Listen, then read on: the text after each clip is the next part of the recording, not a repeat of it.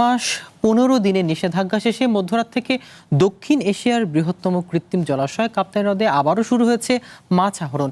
দীর্ঘদিনের কর্মহীনতা কাটিয়ে হ্রদে ব্যস্ত সময় পার করছেন রাঙামাটির হাজারো জেলে। এ নিয়ে আরো জানাতে রাঙামাটি থেকে আমাদের সাথে যুক্ত হচ্ছেন আজিজুল ইসলাম। আমরা সরাসরি চলে যাচ্ছি তার কাছে। আজিজুল, এতদিনের নিষেধাজ্ঞার পর হ্রদে কেমন মাছ পাওয়া যাচ্ছে আর জেলেরা কি বলছে জানাবেন।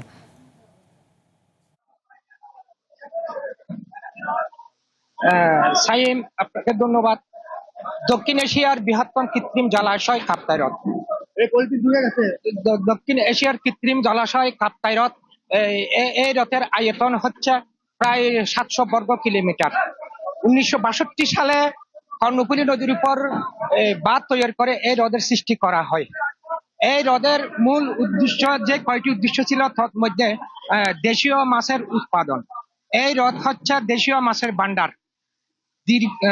গত 25শে এপ্রিল থেকে গত 25শে এপ্রিল থেকে দীর্ঘ 3 মাস 15 দিন পর কাপ্তাই লেকের মাছ বন্ধ থাকার পর কাপ্তাই লেকের মাছ আহরণ শুরু হয়েছে।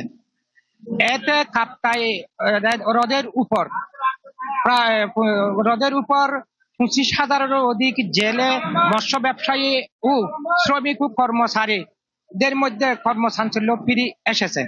এই কাপ্তাই হ্রদে প্রায় 76 প্রজাতির মাছ পাওয়া যায়। এই কাপ্তাই হ্রদের মধ্যে প্রায় 76 প্রজাতির মাছ পাওয়া যায়। গত মৌসুমে এই কাপ্তাই হ্রদ থেকে প্রায় 10 মেট্রিক টন মাছ। ধন্যবাদ আজিজুল আপনাকে।